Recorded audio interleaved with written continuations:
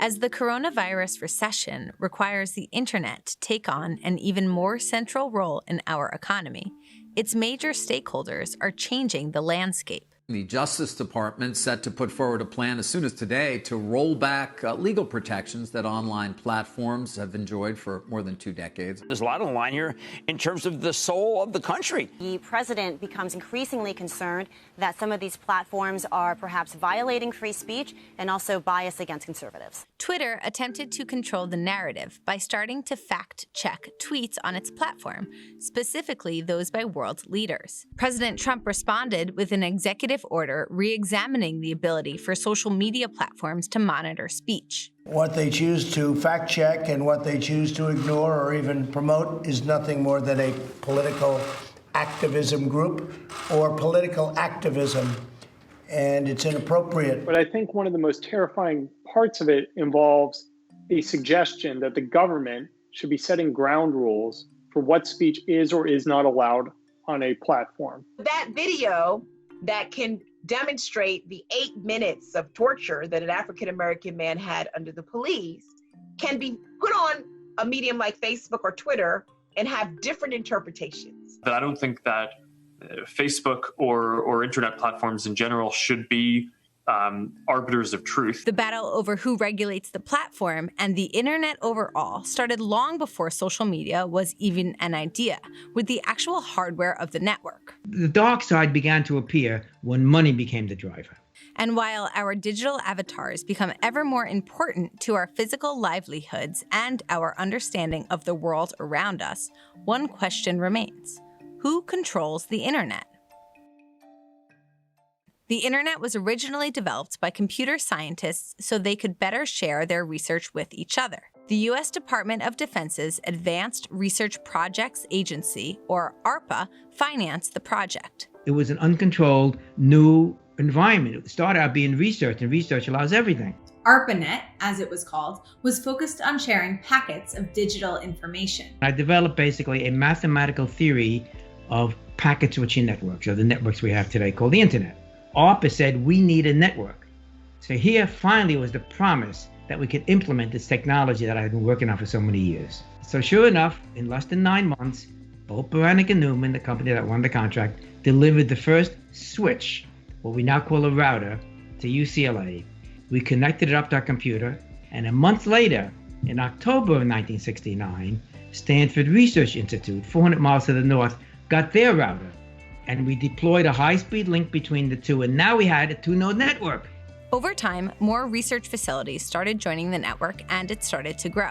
The National Science Foundation, or NSF, also opened up the network's users from just computer scientists to any researcher or educational institution that could reach it, free of charge. NSF built the hardware that became the backbone of the network. Personal computers were also becoming more common, and the graphical interface of the World Wide Web was being developed.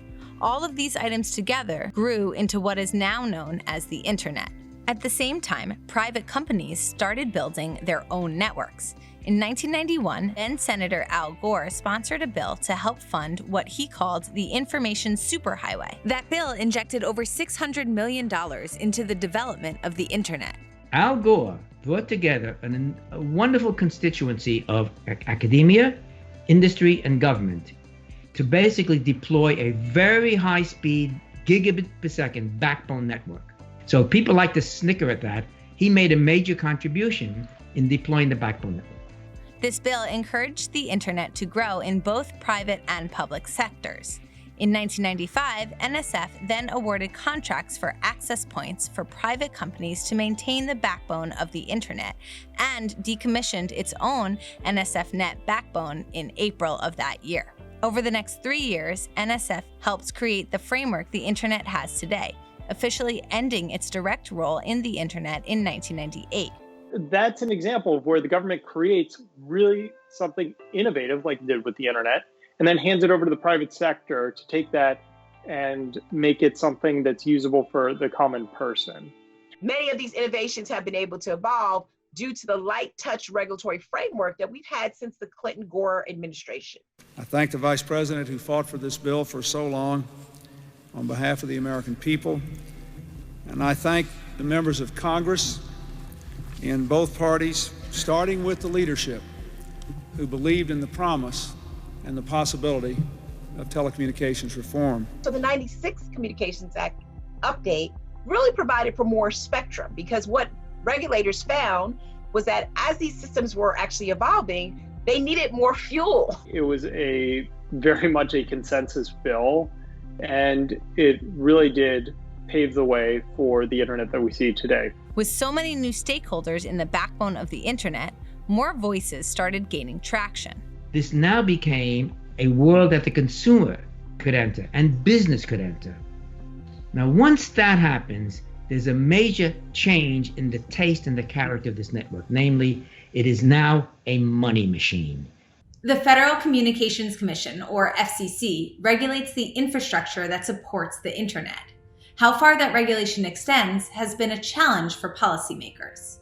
There's a belief that the FCC should step in and dictate the extent to which there's some dominance of companies when it comes to their content. And again, whether or not they preference that content, by putting it over others, or they discriminate against other content by not letting us see it, or they throttle it and slow it down. All of that comes under the net neutrality provision, which the FCC picked out. Many question if the internet should be considered a public utility or remain a service provided by private companies. The coronavirus pandemic heightened the debate after companies like Facebook, YouTube, Netflix, and others responded to a request from the European Union to stream their content in a lower quality in Europe.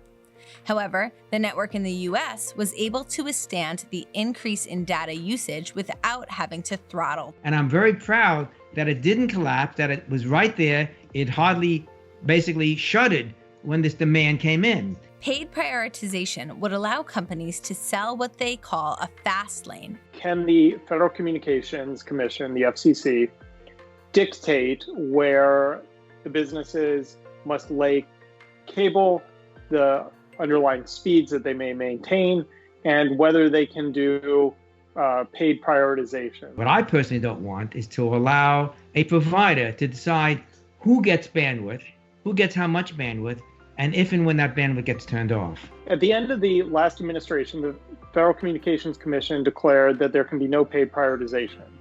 Then in 2016, the US Congress enacted a bill to override that decision by the Federal Communications Commission, which handed back to the broadband deployers the option to do paid prioritization. So that's kind of where it stands now. While the courts are still deciding who regulates access to the internet, the conversations taking place online are growing increasingly tense. Today I'm signing an executive order to protect and uphold the free speech and rights of the American people.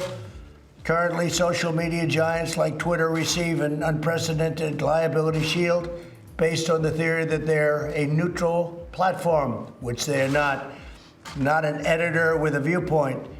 My executive order calls for new regulations under Section 230 of the Communications Decency Act to make it that social media companies that engage in censoring or any political conduct will not be able to keep their liability shield. That's a big deal. Days after President Trump signed this executive order, it was challenged in the courts. The false assumption that's being made is you either are a neutral platform or you moderate content. And that's a false choice, and it's not what the law requires. The law says you can be whatever type of platform you want, and when you remove content that you consider to be objectionable, you're not going to assume liability for that. I think for the most part, tech companies don't want their content to lead to unlawful activity, but they actually have a huge challenge when it comes to the recent activities of the president's tweets that in some way could have been perceived as inciting violence. Twitter obviously came through and said, hey, we're just going to mark this as a potential for that. Facebook, Mark Zuckerberg basically said Facebook is staying out of it because they're not the arbiter of anybody's truth. When it came to the president's executive order, there's a lot of different components in it that are worth unpacking. But I think one of the most terrifying parts of it involves a suggestion that the government should be setting ground rules for what speech is or is not allowed on a platform. That suggestion was first explored in the 1996 Communications Decency Act, aimed at curtailing the presence of pornography and illicit activity on the internet. The entire Communications Decency Act was found to violate the First Amendment, except for Section 230. And it does two important provisions. One, it makes clear what is called conduit immunities, which basically says if you are just the intermediary, you are not responsible for the content that is transmitted. Good example of that would be in a library. But the more important provision is the second section, which made clear that platforms could moderate content. They could remove lewd, lascivious, or otherwise objectionable content without assuming liability for either the removal of that content or the failure to catch any content that they didn't remove. Section 230 empowers somebody who's setting up a social media website for cat lovers to remove any dog-related content. In effect, President Trump's executive order would change how social media platforms are treated under the law and consider them publishers, which could make them liable for all content written on their sites, just like media organizations like CNBC. The DOJ has been working on this for about a year, but it does dovetail with the president's recent executive order, which would require the FCC, or would at least ask the FCC, to promulgate new regulations in this space as well. It wants Congress to rewrite Section 230 of the Communications Decency Act to remove the liability shield for civil action if platforms are found to facilitate or solicit federal criminal activity, such as fraud or scams. All of these changes could upend the business model for tech's biggest companies. Industry groups are against it. And the big caveat here is that the DOJ cannot do this alone. It would need Congress to act. We don't have a regulatory chief that really can look at the internet in its 21st century form, let alone the extent to which it's equitably available to everybody. There are those who have and those who don't have adequate connectivity in their workplace or home, and now those two have combined, or in the equipment they handle, in the laptops they have and the servers they have. In many respects, the digital divide is really leading to digital invisibility, which has foreclosed on the opportunities that technology has for people to participate and engage in our society. The FCC estimates that 19 million Americans don't have access to fixed broadband service at threshold speeds. Some would suggest that there are actually 40 to 100 million people that are not online. And if you think about that, that probably is not too off if you count rural Americans, you count large low-income communities, people who are older, people with disabilities, and people who are foreign-born. The internet saw lots of successes through private research funded in partnership with the government and eventually handed over to private companies. While there have been some reports of governments attempting to create their own internet service providers, private organizations are taking the lead in developing the infrastructure to bring the world online. Facebook has launched partnerships with South Asian countries like Bangladesh to provide free connectivity to those in need. However, the platform provided by companies like Facebook could, without proper regulations and guidance, do more harm than good. For example, some blame Facebook for its role in the persecution of the Rohingya people in Myanmar.